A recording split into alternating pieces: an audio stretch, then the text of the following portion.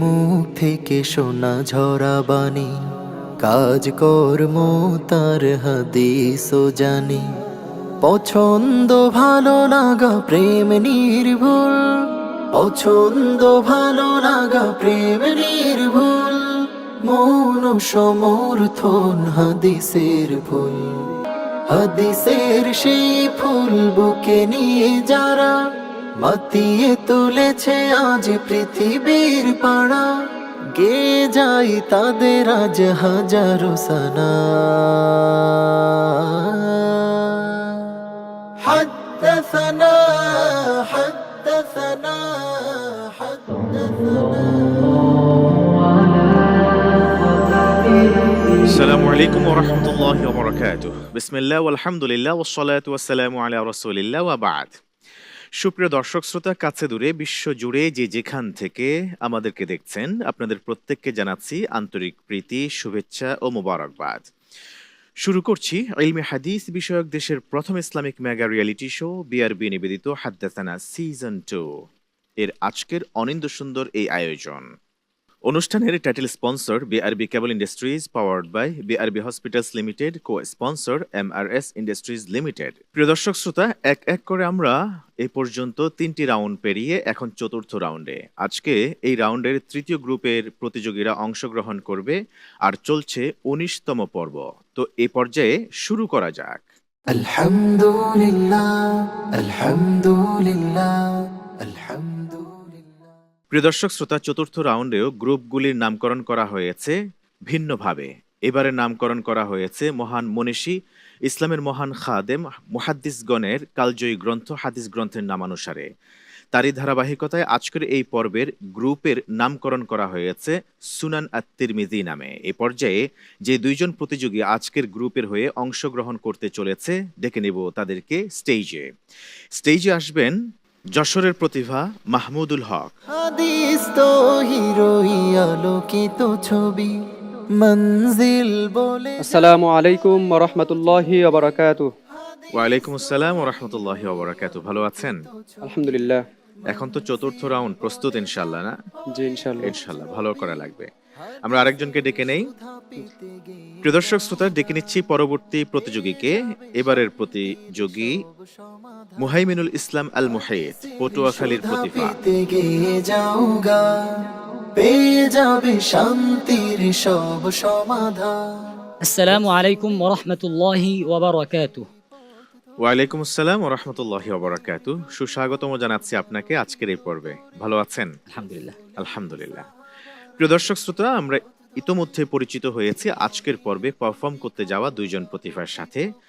এই প্রতিভাদের প্রতিযোগিতাকে মূল্যায়নের জন্য আজকেও থাকবেন আলোকিত এই মঞ্চে বিজ্ঞ বিচারক প্যানেল, আমন্ত্রিত সম্মানিত অতিথি। এই পর্যায়ে স্টেজে এসে আসন গ্রহণ করবার জন্য বিনয়ের সাথে অনুরোধ করছি বিজ্ঞ বিচারক প্যানেল এবং আমন্ত্রিত অতিথিকে। حدثنا حدثنا حدثنا حدثنا حدثنا। আলহামদুলিল্লাহ। প্রিয় দর্শক শ্রোতা, ইতিমধ্যে আসন গ্রহণ করেছেন আজকের পর্বের বিজ্ঞ বিচারক প্যানেল, আমন্ত্রিত সম্মানিত অতিথি। এবার পরিচয় করিয়ে দিচ্ছি বিজ্ঞ বিচারক প্যানেলের সাথে। ফজলতুল উস্তাজ শেখ শাহ মোহাম্মদ ওয়ালিউল্লাহ হাফিজাহুল্লাহ, অনারেবল চেয়ারম্যান, ওয়াবিহি ক্বালা হাদ্দাসানা। আসসালামু আলাইকুম ওয়া রাহমাতুল্লাহি ওয়া বারাকাতুহু।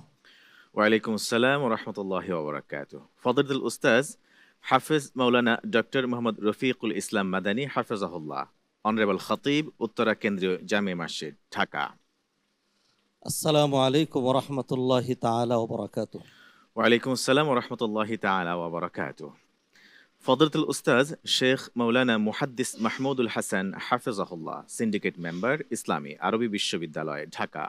আসসালামু আলাইকুম ওয়া রাহমাতুল্লাহি ওয়া বারাকাতুহু। ওয়ালাইকুম আসসালাম ওয়া রাহমাতুল্লাহি ওয়া বারাকাতুহু। বিজ্ঞ বিচারক ত্রয় আজকের এই আয়োজনে হাদিসে নববীর আঙিনায় সুস্বাগতম জানাচ্ছি। এবার পরিচয় করিয়ে দিব আজকের পর্বের আমন্ত্রিত সম্মানিত অতিথির সাথে। প্রিয় দর্শক শ্রোতা, আপনারা জানেন ওয়াবিহি ক্বালা হাদ্দাসানা রয়েছে স্বতন্ত্রতা, যেখানে স্পেশাল রিসার্চ টিম কাজ করে থাকেন। আপনাদের সামনে যে গ্রন্থগুলি আমরা উপস্থাপনা করেছি প্রতিযোগীদের জন্য সিলেবাস আকারে, সেই গ্রন্থগুলি যারা গবেষণা করে আমাদের সামনে সিলেবাসের উপযুক্ত করে উপস্থাপন করেছেন, তাদের অন্যতম একজন মেম্বার বা সদস্য আজকের এই পর্বে আমন্ত্রিত সম্মানিত অতিথি মুহতারাম মাওলানা ওসমান গনি হাফেজাহুল্লাহ। আসসালামু আলাইকুম ওরহমতুল্লাহি ওবরাকাতুহ। ওয়ালাইকুম আসসালাম ওয়া রাহমাতুল্লাহি ওয়া বারাকাতুহু। আহলান ওয়া সাহলান। ওয়া ইয়্যাকুম। মাওলানা ওসমান গনি হাফেজাহুল্লাহ তিনি ঢাকার মিরপুরে ডিওএইচএস এর একটি জামে মসজিদের সম্মানিত খতিব হিসেবে দায়িত্ব পালন করছেন, পাশাপাশি ওয়াবিহি কালা হাদাসানার অন্যতম রিসার্চ মেম্বার। প্রিয় দর্শক শ্রোতা, পরিচয় পর্ব শেষে এই পর্যায়ে শুরু করতে চাইব আজকের পর্বের প্রথম সেগমেন্ট হুজ্জিয়াতুল হাদিস বা হাদিসের মাধ্যমে দালিলিক প্রামাণিকতা। এই সেগমেন্টে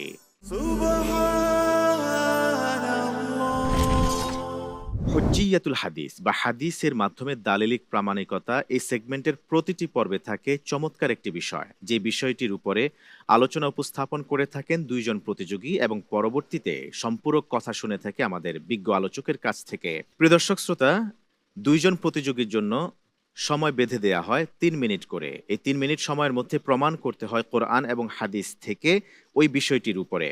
কোরআন মানতে হলে পরিপূর্ণভাবে হাদিসের কোনো বিকল্প নেই। বিশ্বনবীর আদর্শ আঁকড়ে ধরা ছাড়া কোনোভাবেই পরিপূর্ণ ইমানদার ও মুসলিম হওয়া যায় না।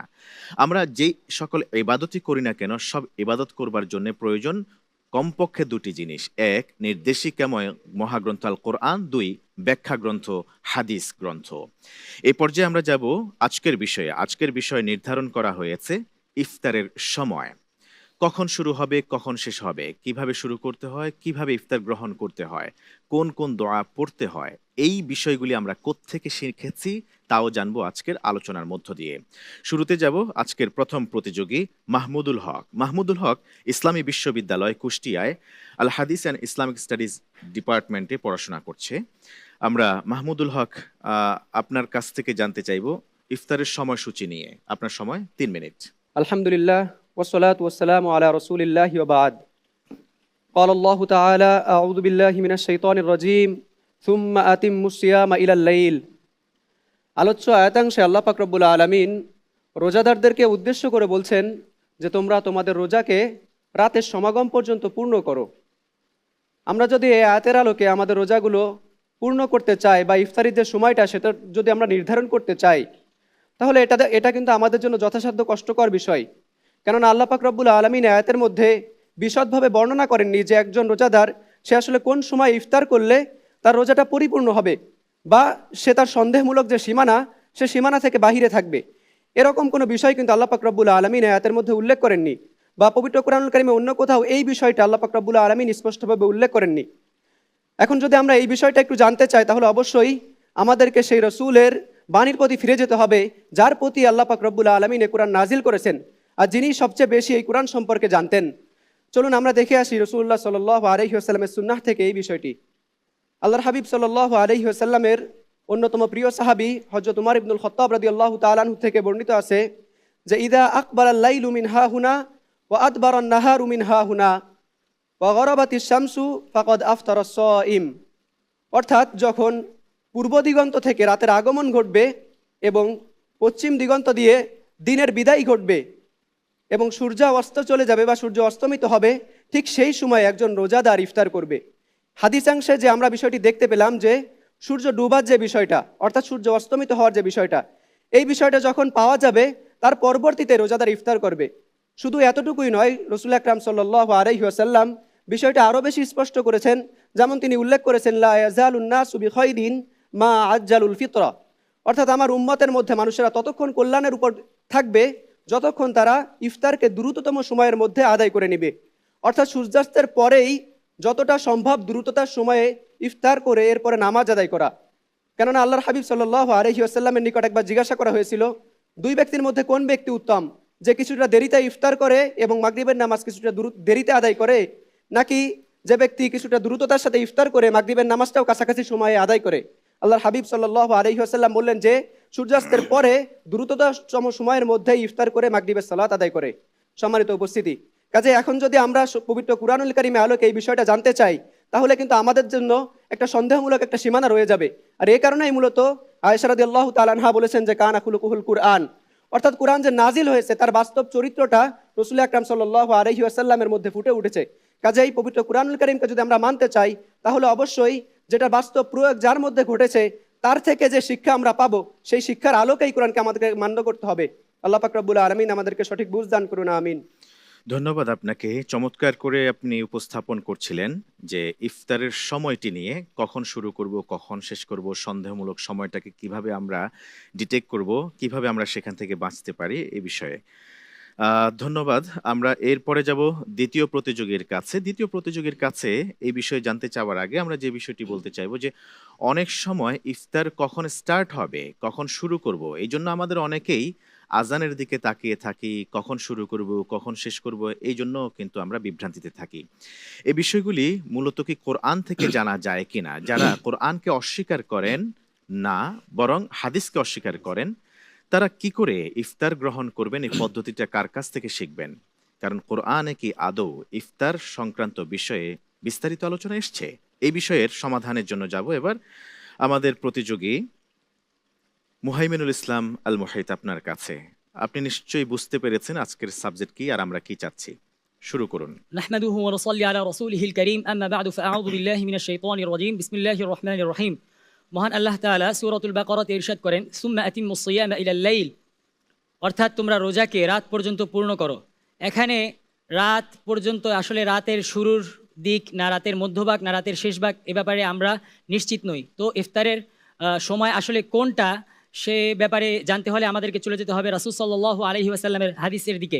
রাসূল সাল্লাল্লাহু আলাইহি ওয়াসাল্লাম ইরশাদ করেন ইযা আকাবালাল লাইলু মিন হাহুনা ওয়া আদবারান নাহারু মিন হাহুনা ওয়া গরাবাতিশ শামসু ফাকাদ আফতারাস সাইমু, অর্থাৎ রাত যখন ওদিক থেকে ঘনিয়ে আসে এবং দিন যখন এদিক থেকে চলে যায় ও সূর্যাস্ত হয় তখন একজন রোজাদার ব্যক্তি ইফতার করবে। তো এখানে ইফতার করার ব্যাপারটা কিন্তু আজানের সাথে রিলেটেড নয়। আমাদের বাংলাদেশের অধিকাংশ মুসলিম ভাই বোন একটা মিসকনসেপশনে ভুগে থাকেন যে আজান দিলে তারপর ইফতার করেন, এটা মোটেও উচিত নয়। ইফতারে গড়িমসি করা এটা মূলত ইহুদি খ্রিস্টানদের কালচার। রাসূল সাল্লাল্লাহু আলাইহি ওয়াসাল্লাম এ থেকে আমাদেরকে বিরত থাকতে বলেছেন। যেমন কিনা রাসূল সাল্লাল্লাহু আলাইহি ওয়াসাল্লাম বলেন তার হাদিস মুবারকে যে দিন সে পর্যন্ত বিজয়ী থাকবে যতক্ষণ পর্যন্ত আমার উম্মত তাড়াতাড়ি করে ইফতার করবে।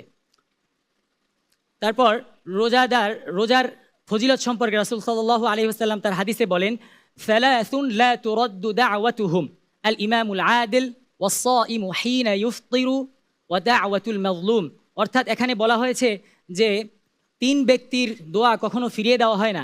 তার মধ্যে একজন হচ্ছে রোজাদার ব্যক্তি। রোজাদার ব্যক্তি ইফতারের পূর্ব মুহূর্তে যখন দোয়া করে সেই দোয়া আল্লাহ তাআলা ফিরিয়ে দেন না, সুবহানাল্লাহ। তো একজন রোজাদার ব্যক্তি কি দিয়ে ইফতার করবে সে ব্যাপারে রাসূল সাল্লাল্লাহু আলাইহি ওয়াসাল্লাম হাদিস মুবারকে ইরশাদ করেন যে তোমাদের মধ্যে থেকে কেউ যদি রোজা রাখে তাহলে সে যেন খেজুর দিয়ে ইফতার করে, যদি খেজুর না পায় তাহলে সে যেন পানি দিয়ে ইফতার করে। এই হাদিসগুলোর দিকে আমরা তাকালে পাই যে কোরআনের ইসলামী শরীয়তের প্রতিটা জিনিস, প্রতিটা খুঁটিনাটি বিষয় কোরআনের দিকে তাকিয়ে থাকলে এটা পরিপূর্ণভাবে আমরা আদায় করতে পারবো না। আমাদের দরকার পড়বে সুন্নাহের। সুতরাং আমাদের উচিত কোরআন এবং সুন্নাহর সমন্বয়ে জীবনকে গড়ে তোলা। আল্লাহ আমাদেরকে তৌফিক দান করুক, আমিন। আমিন। ধন্যবাদ আপনাকে।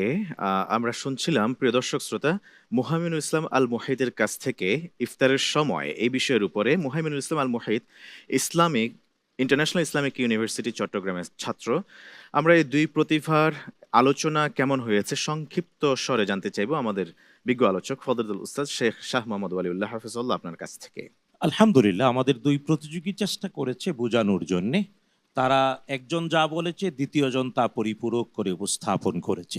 এর সাথে আমি একটু যুক্ত করতে চাই, তা হলো কোরআন আল কারীমের সূরাতুল বাকারার 187 নম্বর আয়াত আল কারীমা অনেকগুলো হুকুমের মধ্যে, তবে রোজার জন্য সুহুর গ্রহণ এবং ইফতার একসাথে আল্লাহ তাআলা বলেছেন। আর সুহুর গ্রহণ বা সাহরি কতক্ষণ আমরা খাবো, আল্লাহ তাআলার ভাষায় আউযু বিল্লাহি মিনাশ শাইতানির রাজিম কুলু ওয়াশরাবু হাত্তা ইয়াতাবায়্যানা লাকুমুল খাইতুল আবিয়াদু মিনাল খাইতিল আসওয়াদি মিনাল ফাজর সুম্মা আতিম্মুস সিয়ামা ইলাল লাইল। তো এই আয়াতের যে প্রথম অংশ সুহুর গ্রহণের, এটাকেও আবিধানিকভাবে ডাইরেক্ট হাদিস বাদ দিয়ে যদি কোরআন কেউ গ্রহণ করে, এর দৃষ্টান্ত হাদিসে উল্লেখ হয়েছে।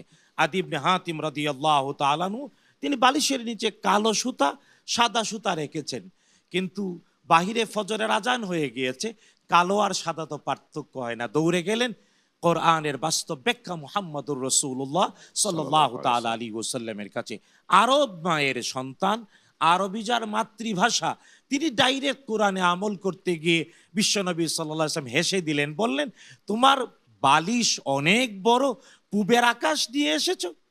তার মানে আয়াতের এই সুহুর গ্রহণের অংশের ব্যাখ্যা যেমন মুহাম্মদুর রাসূলুল্লাহ সাল্লাল্লাহু তাআলা আলাইহি ওয়াসাল্লাম করে দিয়েছেন, ঠিক এমনি সুম্মা আতিম্মুস সিয়ামা ইলাল লাইল, রোজা টেনে লম্বা করো রাত্র পর্যন্ত। রাত্র পর্যন্ত মানে কি? মুহাম্মদুর রাসূলুল্লাহ সাল্লাল্লাহু তাআলা আলাইহি ওয়াসাল্লাম বলেছেন, এর মানে গুরুব আশ-শামস, সূর্যের অস্ত যাওয়া। তিনি নিজে তা আমল করেছেন, সাহাবায়ে কেরাম রাদিয়াল্লাহু আনহুম আমল করেছেন, আতবা আস-সাহাবা তারা আমল করেছেন, এবং এইভাবে মুতাওয়াতের পন্থায় আজকের এই 1450 বছর পর্যন্ত মুসলিম বিশ্বে সূর্য ডুবার সাথে সাথেই ইফতার এটাই প্রচলিত রয়েছে। কারণ কোরআন আল কারীমের পাশাপাশি সুন্নাহ দ্বারাই এটা প্রতিষ্ঠিত হয়েছে। আল্লাহ তাআলা বুঝার আমল করার তৌফিক দিন। প্রসঙ্গত বলতে চাই, যদি কেউ ইফতারের সময় হাদিস থেকে গ্রহণ না করে, আমাদের অলরেডি প্রতিযোগী বলেছে যে ব্যক্তি সূর্যাস্তের সাথে সাথে ইফতার করবে না, তার মধ্যে ইহুদি অর্থাৎ মাগদুব আলাইহিম অথবা খ্রিস্টান বা দাল্লিন অর্থাৎ গজবপ্রাপ্ত জাতি অথবা বিভ্রান্ত যারা, তাদের অভ্যাস। আর রাসূলুল্লাহ সাল্লাল্লাহু আলাইহি ওয়াসাল্লামের নির্দেশনা প্রতিপালনে যথার্থ আন্তরিক না থাকলে, কোনোভাবে যদি কেউ অস্বীকার করে, ইমানের ভিতরে থাকবে না, মুসলিম হওয়ার সম্ভাবনা নেই। আরেকটা পয়েন্ট হলো, মুসলিম বিশ্বে আকীদার দিক থেকে বিভ্রান্ত একটি গ্রুপ, যাদেরকে বলা হয় শিয়া, যারা আকীদার দিক থেকে বিভ্রান্ত, তারা দেরিতে ইফতার করে, অর্থাৎ পশ্চিম আকাশের লালিমা অস্তমিত হওয়ার পরে সূর্য ডুবার প্রায় ৪৫ মিনিট পরে ইফতার করে। এটা হলো বিভ্রান্তি। আহলুস সুন্নাহ ওয়াল জামাআহ বলে এটা যারা করে তারা সঠিক না। আল্লাহ তাআলা বুঝার তৌফিক দিন। আমিন। ধন্যবাদ জানাচ্ছি আপনাকে বিজ্ঞ আলোচক, চমৎকার করে আপনি সম্পর্ক বেশ কিছু প্রশ্নের অগ্রিম সমাধান দিয়েছেন, জাযাকাল্লাহ খাইরান। প্রিয় দর্শক শ্রোতা, আমরা এতক্ষণ পর্যন্ত শুনছিলাম দুই প্রতিযোগীর কাছ থেকে ইফতারের সময় এই বিষয়ে মহাগ্রন্থ আল কোরআনের পাশাপাশি তার ব্যাখ্যা গ্রন্থ হাদিস থেকে, পাশাপাশি বিজ্ঞ আলোচকের কাছ থেকে জানলাম যে ইফতার কিভাবে কখন শুরু করতে হয়, কখন শেষ করতে হয়। আল্লাহ সুবহানাহু ওয়া তাআলা রোজাদারদেরকে সঠিক সময়ে যথাসময়ে ইফতার শুরু করে আল্লাহ সুবহানাহু ওয়া তাআলা সন্তুষ্টি অর্জনের তৌফিক দান করুন। দেখছেন ইলমি হাদিস বিষয়ক দেশের প্রথম Islamic mega reality show BRB নিবেদিত হাদ্দাসানা সিজন 2। অনুষ্ঠানের title sponsor BRB cable industries, powered by BRB hospitals limited, co sponsor MRS industries limited. আমরা এই পর্যায়ে যেই মহান ইমামের কালজয়ী গ্রন্থ, হাদিস গ্রন্থ সুনান আত-তিরমিজি, সেই সুনান আত-তিরমিজি সম্পর্কে কিছু সম্যক ধারণা আপনাদেরকে দিতে চাই। প্রিয় দর্শক শ্রোতা, চলুন দেখে নেওয়া যাক ডকুমেন্টারির মধ্য দিয়ে। সুনান আত-তিরমিজি, সুন্নাহর আলোয় জ্ঞানের দিশারি। ইসলামী জ্ঞান ভাণ্ডারের রত্নসমূহের মধ্যে এক অনন্য সংযোজন হল সুনান আত-তিরমিজি। এটি এমন এক গ্রন্থ যা মুসলিম উম্মার বিশ্বাস, আচার এবং জ্ঞানের পরিমণ্ডলে রেখে গেছে এক গভীর প্রভাব। আজ আমরা জানব এই কালজয়ী গ্রন্থটির রচনা, বৈশিষ্ট্য এবং অসামান্য গুরুত্বের কথা। সুনান আত-তিরমিজি সংকলন করেছেন প্রসিদ্ধ মুহাদ্দিস ইমাম আবু ঈসা মুহাম্মদ আত-তিরমিজি রহমতুল্লাহি আলাইহি।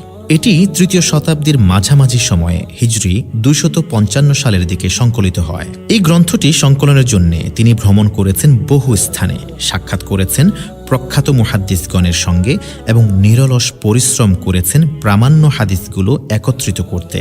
তার এই প্রচেষ্টা আমাদের সামনে তুলে ধরেছেন একটি সম্পূর্ণ হাদিস গ্রন্থ হিসেবে, যা সুন্নাহর বিশুদ্ধতা নিশ্চিত করে। ইমাম তিরমিজি রহমতুল্লাহি আলাইহি ছিলেন হাদিস সংকলনের ক্ষেত্রে অত্যন্ত সতর্ক। তিনি শুধু বিশুদ্ধ ও গ্রহণযোগ্য সূত্রের হাদিসগুলোই তার গ্রন্থে অন্তর্ভুক্ত করেছেন। একই সঙ্গে তিনি হাদিসের গ্রহণযোগ্যতা, সনদের বৈশিষ্ট্য এবং বর্ণনাকারীদের নির্ভরযোগ্যতা নিয়ে মূল্যবান মন্তব্য করেছেন।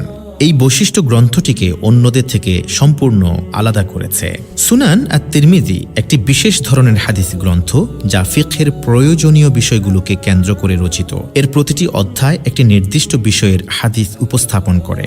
সূচি থেকে শুরু করে আমরা দেখতে পাই ঈমান, পবিত্রতা, সালাত, সিয়াম, যাকাত, হজ এবং অন্যান্য গুরুত্বপূর্ণ ইবাদা ও দৈনন্দিন জীবনের বিষয়ে বিশদ আলোচনা।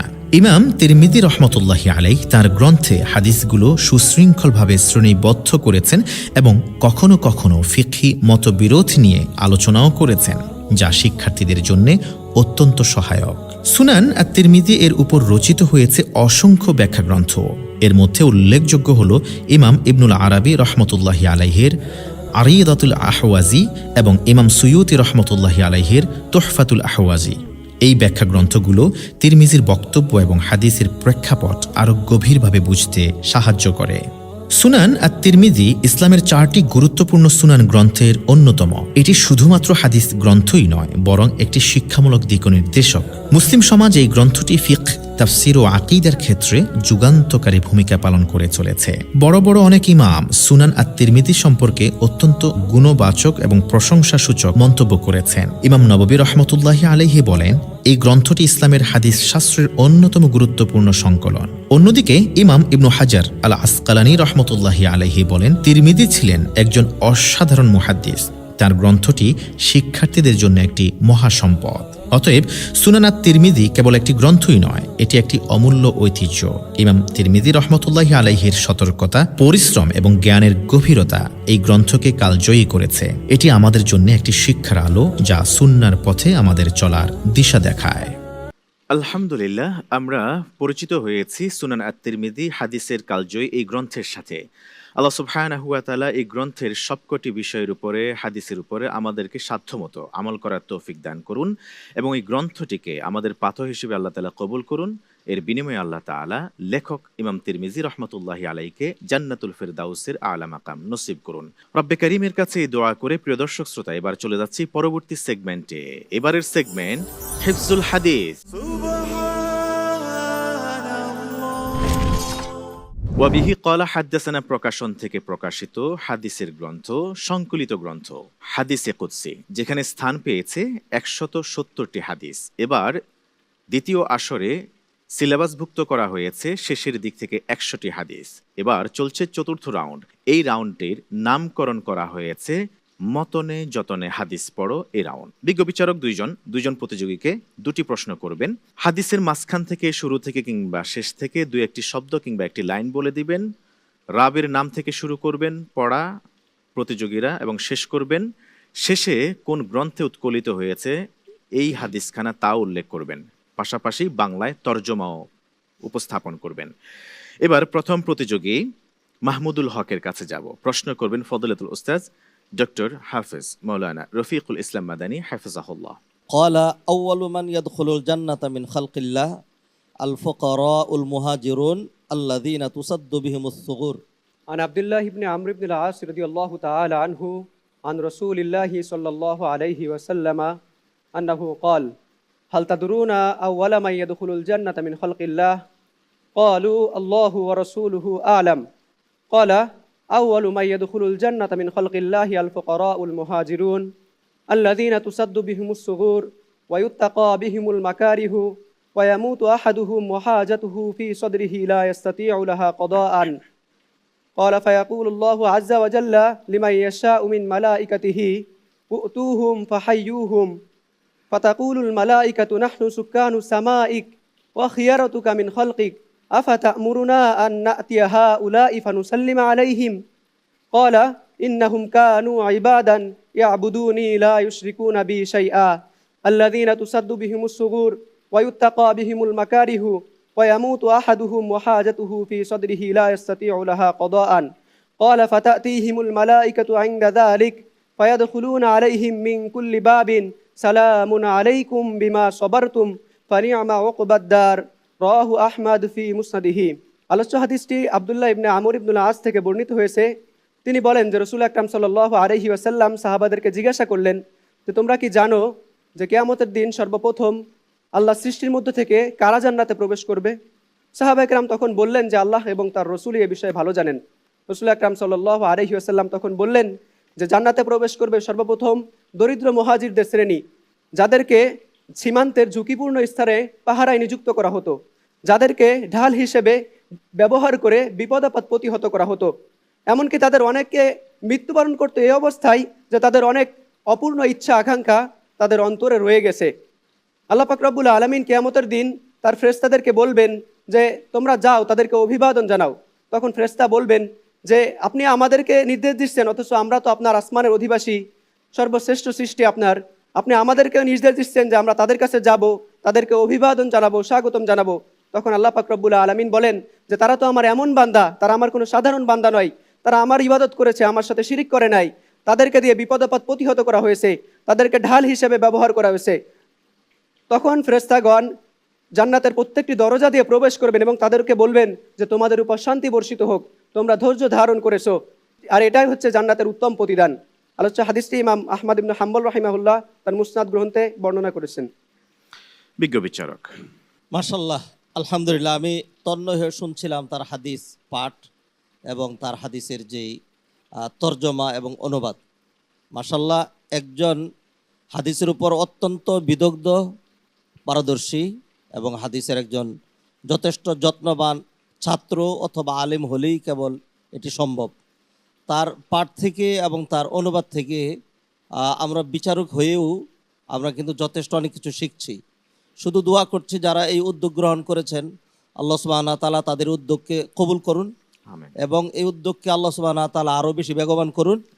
এবং যারা এর পিছনে রয়েছেন, পৃষ্ঠপোষকতা রয়েছেন, আল্লাহ তাদের তৌফিক বাড়িয়ে দেন। এবং আজকের যিনি প্রতিযোগী তিনি একজন সত্যিই একজন মুহাদ্দিস, হাদিসের ধারক বাহক হবেন। কিয়ামতের দিনের মাধ্যমে আল্লাহ সুবহানাহু ওয়া তাআলা তার মান মর্যাদা বাড়িয়ে দিবেন। দুনিয়াতেও হাদিসের মাধ্যমে আমাদের এই অনেক দিক থেকে অনেকেই ভ্রষ্ট, আল্লাহ সুবহানাহু ওয়া তাআলা তার দিক নির্দেশনার মাধ্যমে আল্লাহ যেন সেই ভ্রষ্টদেরকেও নবী মুহাম্মদ রাসূলুল্লাহ সাল্লাল্লাহু আলাইহি ওয়াসাল্লামের হাদিসের প্রতি যত্নবান হওয়ার, হাদিসের দিক নির্দেশনার দিকে ফিরে আসার তৌফিক এনায়েত করেন। সবার জন্য সার্বিক কল্যাণ কামনা করছি। বিশেষ করে আজকের এই প্রতিযোগীর জন্য দোয়া করছি আল্লাহ সুবহানাহু ওয়া তাআলা যেন তাকে একজন যোগ্য আলেমে বা আমল এবং দায়ী হিসাবে কবুল করেন। আমিন। ধন্যবাদ জানাচ্ছি আপনাকে বিজ্ঞ বিচারক। চমৎকার করে আপনি দোয়া করেছেন, মন্তব্য করেছেন, মূল্যায়ন করেছেন আমাদের প্রতিভার এই প্রতিযোগিতাকে। জাযাকুমুল্লাহ খাইরান।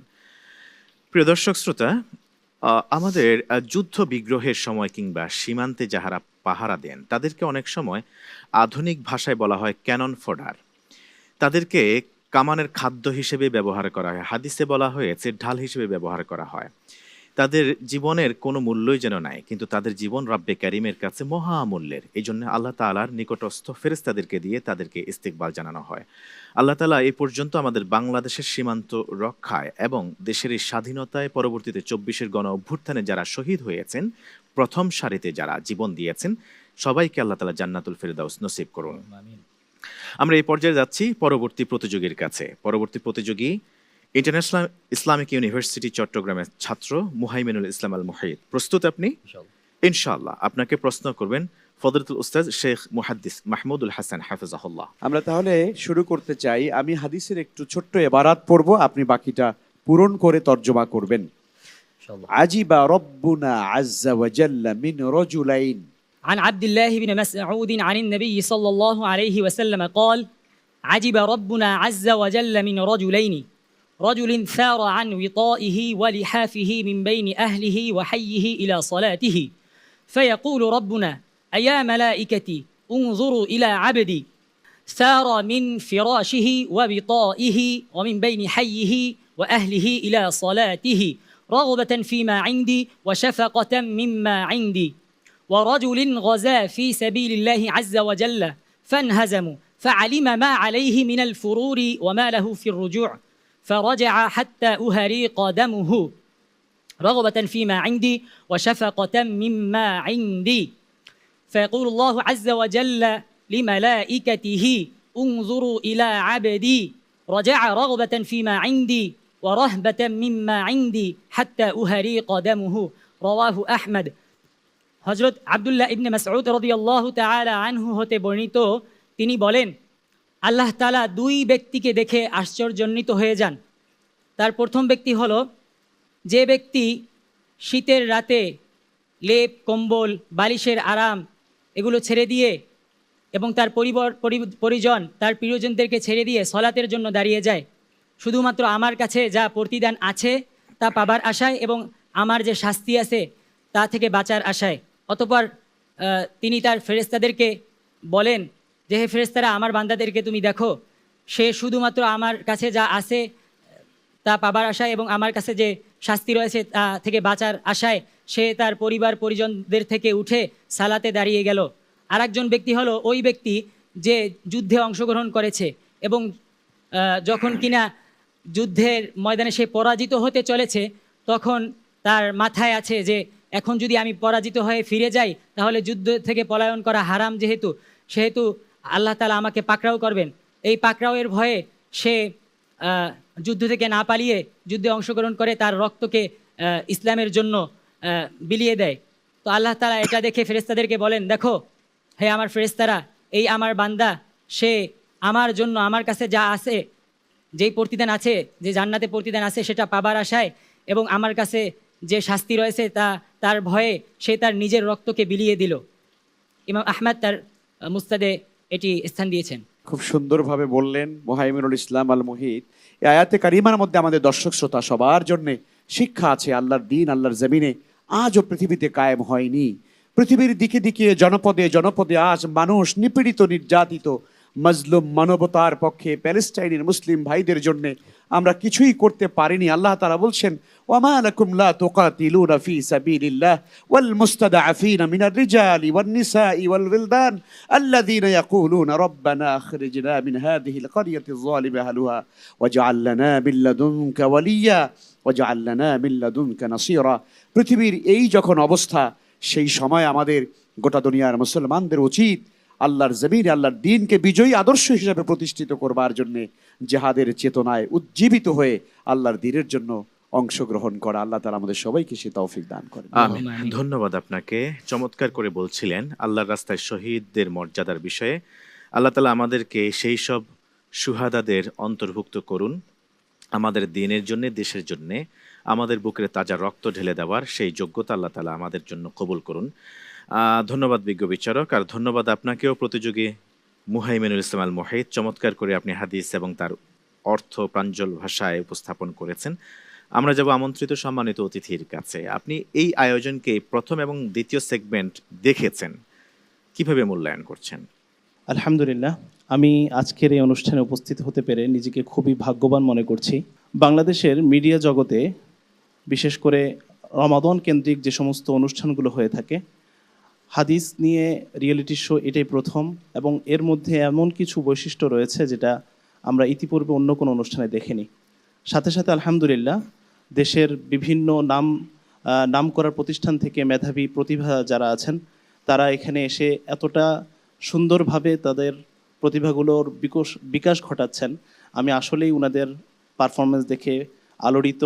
আমি খুবই আল্লাহর কাছে দোয়া করছি এবং শুকরিয়া আদায় করছি যারা এই অনুষ্ঠানের সাথে জড়িত আছেন, শ্রম দিচ্ছেন, ক্যামেরার সামনে কিংবা পিছনে, সবার প্রত্যেকটা পরিশ্রমগুলো আল্লাহ তাআলা কবুল করুন এবং তার যথাযথ পুরস্কার দান করুন। আমিন। আল্লাহ তাআলা আপনার এই দোয়াকে কবুল আর মঞ্জুর করুন। জাযাকাল্লাহ খায়রা। প্রিয় দর্শক শ্রোতা, দেখছেন ইলমে হাদিস বিষয়ক দেশের প্রথম Islamic mega reality show BRB নিবেদিত হাদ্দাসানা সিজন 2।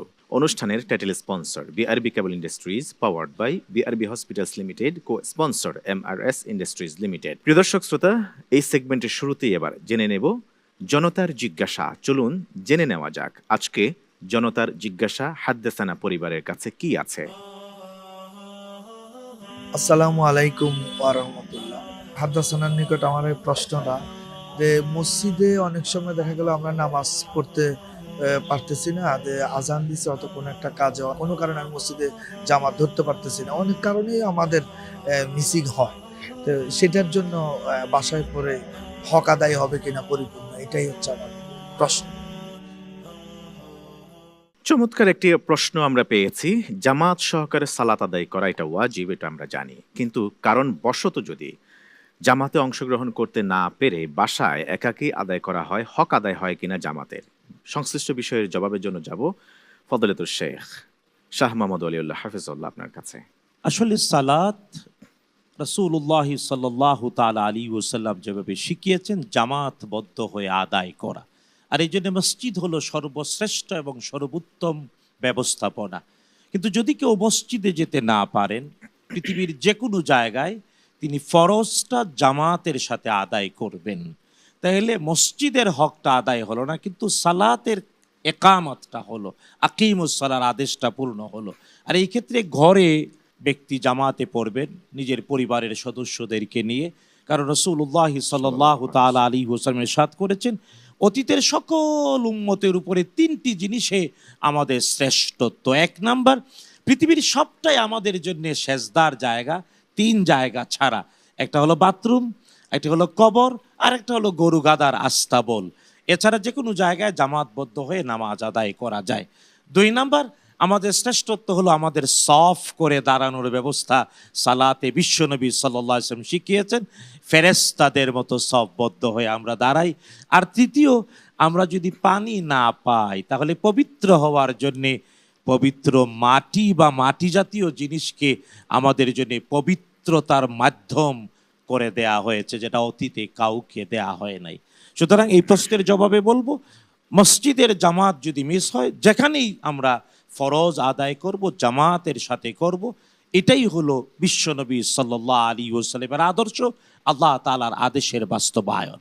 ধন্যবাদ আপনাকে সংক্ষেপে সুন্দর জবাব দেওয়ার জন্য জনতার জিজ্ঞাসা। প্রিয় দর্শক শ্রোতা, আশা করছি জনতার জিজ্ঞাসার জবাব আপনি সুন্দর করে পেয়েছেন। জাযাকুমুল্লাহ খাইরান। আল্লাহ তাআলা আমাদেরকে জামাতবদ্ধ হয়ে সালাত আদায় করার তৌফিক দান করুন। এবার যাব পরবর্তী বা আজকের পর্বের শেষ সেগমেন্টে, প্রশ্নোত্তরে ইলমুল হাদিস। ওয়াবিহি ক্বালা হাদ্দাসানা প্রকাশন থেকে প্রকাশিত বাকি তিনটি গ্রন্থ, প্রশ্নোত্তরে মিশকাতুল মাসাবিহ, ইলমে হাদিসের বাতিঘর এবং হাদিস পরিচিতি সংরক্ষণ ও সংকলন, এই তিনটি গ্রন্থ থেকে এই পর্যায়ে দুইজন প্রতিযোগীকে প্রশ্ন করা হবে 5টি করে। প্রতিটি প্রশ্নের জন্য থাকবে আধা মিনিট করে সময়। বিগত 3টি রাউন্ডে ছিল মাল্টিপল চয়েস অপশনস 4টি করে। এই রাউন্ড, চতুর্থ রাউন্ডে তাদের জন্য কোনো মাল্টিপল চয়েস অপশনস থাকছে না। উইদাউট অপশনস তাদেরকে জবাব দিতে হবে 5টি প্রশ্ন করে। আমরা যাব আজকের পর্বের প্রথম প্রতিযোগীর কাছে। শুরুতে মাহমুদুল হক, আপনার কাছে যেতে চাই। নির্ধারিত সময়ের মধ্যে আপনি চাইলে উত্তর চেঞ্জ করতে পারবেন, কিন্তু টাইম শেষ হয়ে গেলে আর চেঞ্জ করা যাবে না। ওকে, প্রশ্ন করা হোক মাহমুদুল হকের জন্যে। প্রথম প্রশ্ন, ইসবাগুল উযু আলাল মাকারি, কষ্ট হলেও পরিপূর্ণভাবে অজু করাকে হাদিসে কি হিসেবে সাব্যস্ত করা হয়েছে? রিবাত হিসেবে। আপনার উত্তর আর চেঞ্জ করবেন? জি না, ইনশাআল্লাহ। ফাইনাল? জি, আপনার উত্তর সঠিক হয়েছে। আলহামদুলিল্লাহ। দ্বিতীয় প্রশ্ন, 125টি গরুর জন্য যাকাত কি হবে?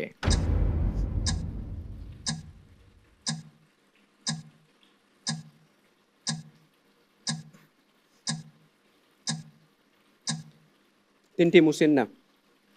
3টি মুসিন্না। ফাইনাল? জি, ইনশাআল্লাহ। লক করব? জি, 3টি মুসিন্না। আপনার দেয়া এই উত্তরটিও সঠিক হয়েছে। আলহামদুলিল্লাহ। আপনার জন্য তৃতীয় প্রশ্ন, খালিদ ইবনে ওয়ালিদ রাদিয়াল্লাহু তাআলা আনহুর জীবনের শেষ যুদ্ধ কোনটি ছিল? কানাসিরিনের যুদ্ধ। ফাইনাল? জি, ইনশাআল্লাহ। Huge time still remaining. জি, ইনশাআল্লাহ এটাই। আপনার এই উত্তরটি সঠিক হয়েছে। আলহামদুলিল্লাহ। মুজাদ্দিদ আল ফিসানি রহমতুল্লাহি আলাইহির নিকট থেকে মিশকাতুল মাসাবিহ বর্ণনা করার অনুমতি লাভ করেন কে?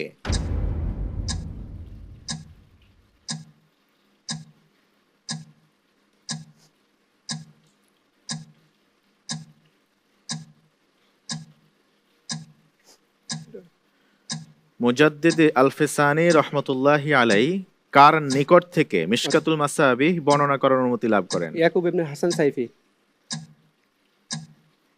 ফাইনাল? জি, ইনশাআল্লাহ। চেঞ্জ? জি না, শেখ ইয়াকুব ইবনে হাসান ইবনে হাসান সাইফি কাশ্মীরি। সাইফি। আপনার এই উত্তরটি সঠিক হয়েছে। আলহামদুলিল্লাহ। আপনার জন্য পঞ্চম ও সর্বশেষ প্রশ্ন। জামিউল আহাদিসিল কুদসিয়্যা মাওসুআতু জামিআতিন মাশরুহাতিন ওয়া মুহাক্কাকা। এই গ্রন্থটির সংকলক কে? আশ-শাইখ ইসামউদ্দিন আস-সবাবিতি। অনেক সময় আছে, ভেবে উত্তর দিন। জি, এটাই ইনশাআল্লাহ, শাইখ ইসামউদ্দিন আস-সবাবিতি।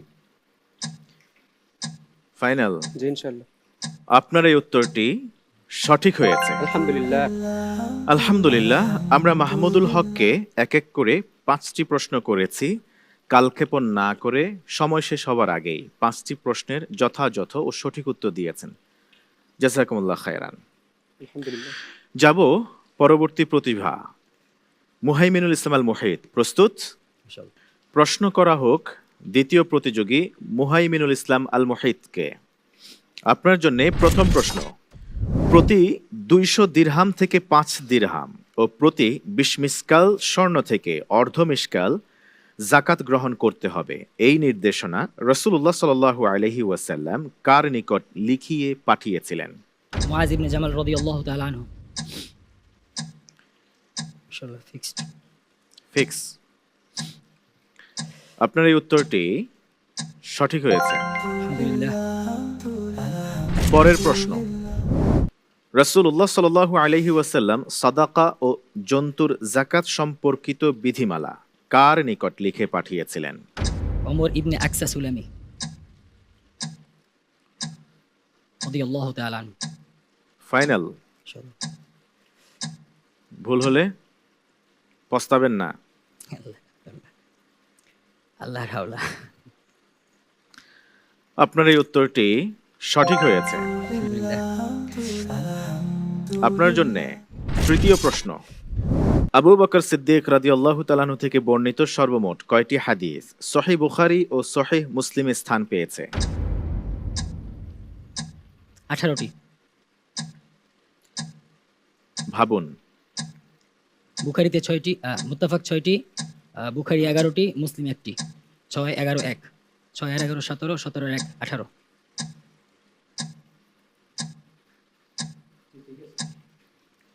ওকে, উত্তর সঠিক। আলহামদুলিল্লাহ।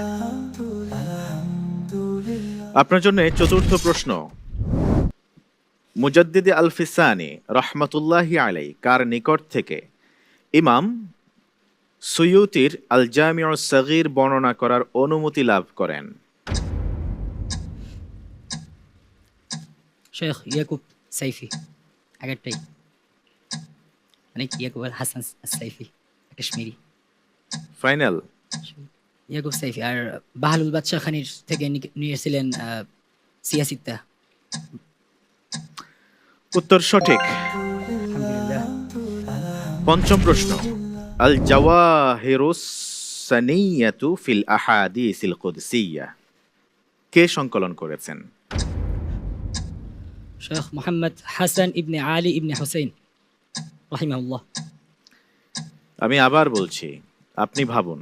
আল জাওয়াহিরুস সানিয়া ফিল আহাদিসিল কুদসিয়্যা এটি একটি সংকলন গ্রন্থ, হাদিসে কুদসি সংকলন। হাদিসে কুদসি। ফাইনাল? কে? শেখ মুহাম্মদ হাসান ইবনে আলী ইবনে হুসাইন।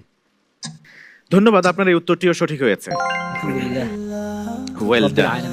আলামিন। Well done, well done, well done. দুজনেই মিয়া ফিল মিয়া। মাশাআল্লাহ। সম্মানিত অতিথি, কিভাবে দেখছেন? মাশাআল্লাহ, চমৎকার পারফরমেন্স তারা আমাদের সামনে উপস্থাপন করছেন। একেবারে বাঘে সিংহে লড়াইয়ের মতোই বলা যায়। আমি উভয়ের জন্য শুভকামনা করছি। আল্লাহ তাআলা উভয়কে ইলমে হাদিসের জন্য কবুল করুন। আমিন। ধন্যবাদ আপনাকে দোয়া করবার জন্য। ধন্যবাদ আপনাদের দুইজনকে, মুহাইমিনুল ইসলাম মুহিত ও মাহমুদুল হক। চমৎকার আজকের এই পর্বটি আমরা এনজয় করলাম আলহামদুলিল্লাহ। আল্লাহ তাআলা আপনাদের জ্ঞানে আরো বারাকা দিন। ধন্যবাদ জানাচ্ছি বিজ্ঞ বিচারক ত্রয় আপনাদের তিনজনকে। প্রিয় দর্শক শ্রোতা, আজকের এই পর্বের আনুষ্ঠানিকতার একেবারে শেষের দিকে এসে জানিয়ে দিতে চাই আজকের পর্বের দর্শকের জন্য প্রশ্নটি। সুনান আত-তিরমিজি গ্রন্থটি ইসলামের হাদিস শাস্ত্রের অন্যতম গুরুত্বপূর্ণ সংকলন। উক্তিটি কার? তাহলে ওয়াবিহি ক্বালা হাদ্দাসানার ফেসবুক পেজ ও ইউটিউবের এই ভিডিওটি যেখানে চলছে সেখানের কমেন্ট অপশনে গিয়ে সঠিক উত্তরটি লিখে দিন। সর্বোচ্চ সঠিক উত্তরদাতাকে লটারির মাধ্যমে বিজয়ী ঘোষণা করা হবে এবং ইনশাআল্লাহ তাআলা আপনার জন্য থাকবে ওয়াবিহি ক্বালা হাদাসানার পক্ষ থেকে আকর্ষণীয় গিফট হ্যাম্পার। প্রিয় দর্শক শ্রোতা, এরই মধ্য দিয়ে শেষ করছি আজকের এই পর্ব। দেখছিলেন ইলমে হাদিস বিষয়ক দেশের প্রথম Islamic mega reality show BRB নিবেদিত হাদাসানা সিজন 2। অনুষ্ঠানের title sponsor BRB cable industries, co sponsor MRS industries limited, powered by BRB hospitals limited. আজ এ পর্যন্তই, দেখা হবে পরবর্তী পর্বে ইনশাআল্লাহ। শিখবো ইলমে হাদিসের নানান দিক, নানান জ্ঞান। ততক্ষণ পর্যন্ত আল্লাহ সুবহানাহু ওয়া তাআলা সবাইকে সুন্নাহ অনুযায়ী জীবন পরিচালনা করার তৌফিক দান করুন। ওয়াসসালামু আলাইকুম ওয়া রাহমাতুল্লাহি ওয়া বারাকাতুহু। حدثنا